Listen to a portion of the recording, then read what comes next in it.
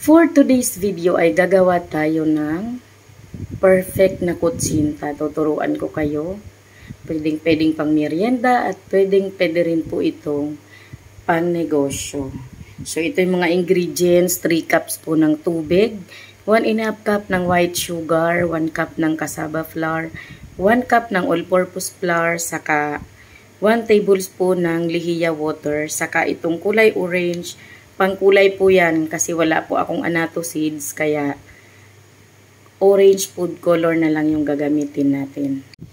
So game, mag-umpisa na tayo. Ilagay muna natin yung ating mga dry ingredients. Flour, cassava flour,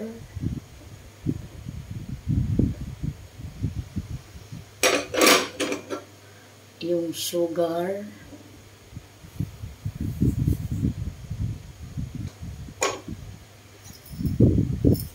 lagyan natin ng konti,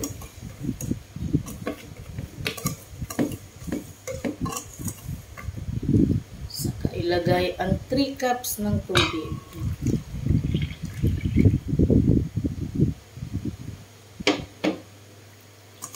Napakadali lang itong haluin.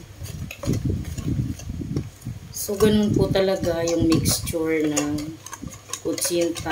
Kung mapapansin mo, malabnaw lang po talaga yan. Huwag mo na yan problemahin kasi ganyan po talaga. Ilagay na natin yung lihiya water. 1 tablespoon lang po yan. Kasi mapait po at or may kakaibang lasa. Ewan ko kung pait ang tawag nun. So, ito naman yung orange na food color. Wala pong measurement yung orange na food color kasi sobrang konti lang po nung nilalagay ko dyan. At mag-orange na po siya. Diba magic? Nag-orange na siya agad. Ito po yung pinakamadali sa lahat ng mga tinuturo ko sa inyo na mga pang-negosyo vlog. Ito po yung pinakamadali at very mura po yung ingredients niya. Kaya makakapagsimula ka kahit may 300 pesos ka, pwede ka na mag-umpisa sa kutsinta business mo. Mga 350 ganun.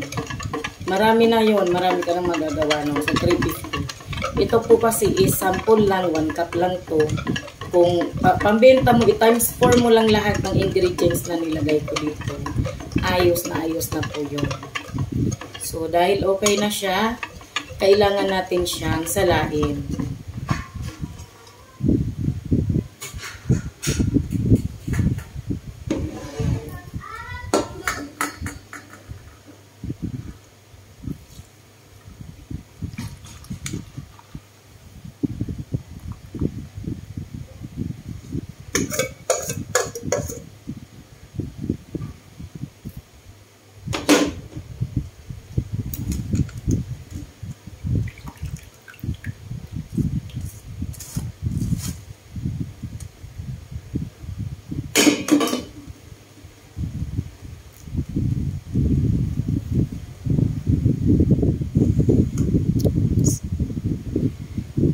Ayan, nasala na po natin. Pasensya na kayo kasi di pala naka-center. Wala po kasi akong videographer. Sarili ko lang.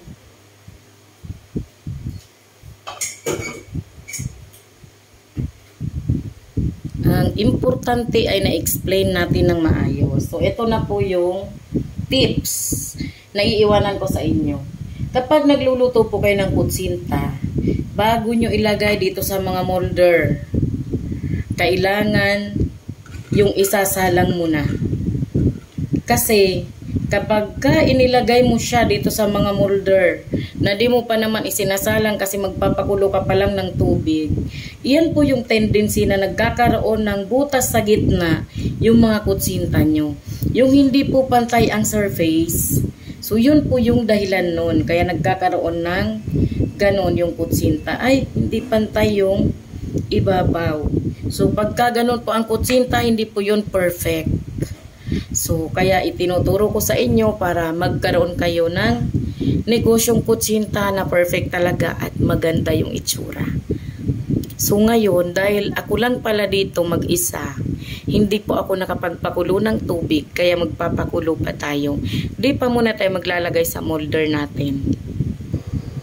At dahil sa kumukulo na yung tubig natin, kulong-kulo na siya, ilalagay na natin sa mga molder. So, wag pong masyadong kapunuin kasi kapag po masyadong puno, pwede pa siyang umapaw pag nandito na sa steamer. Yan. Pwede ka magdagdag ng kulay kung gusto mong matingkad na matingkad yung pagka-orange. Pwede ka magdagdag ng food coloring. Sobrang konti po ng food coloring na nilagay ko dyan. So, nasa sa inyo na rin na preference kung mag-ano kayo magdagdag or anato seeds ang gagamitin niyo. So, ngayon, isasalang na muna po natin. After 15 minutes, ito na po. Luto na ang ating kutsinta. Yan. Makikita nyo po, flat yan. Flat na flat siya. Ganyan. Pasingawin ko lang ng konti, tapos mag-unmold na tayo.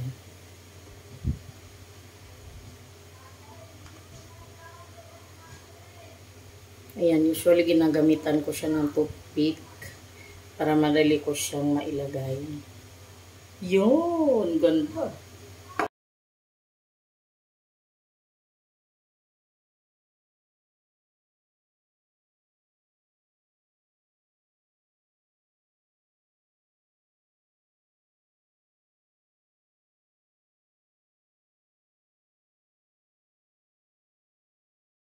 Tapos, meron po ako ditong dinapicturean, nakasali yan sa ingredients.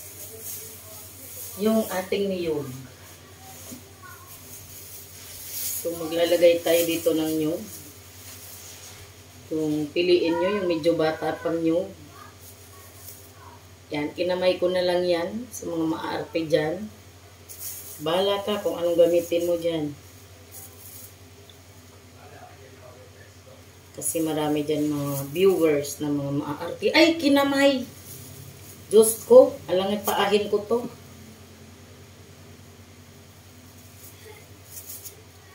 Yan, pag paninday, di mag-plastic ka sa kamay mo. Ito, ikakainin lang naman namin. So, kami na bahala dito. Ayun. So, may mga nakasama yatang bao.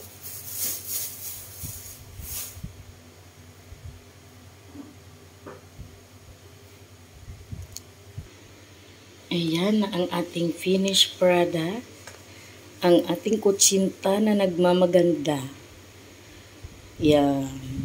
Yung mga pangalawa at pangatlong salang, hindi ko na po bivideohan. At least napakita ko na po sa inyo na perfect at napakaganda ng ating kutsinta. Yun lang for today's video. Thank you so much. Bye.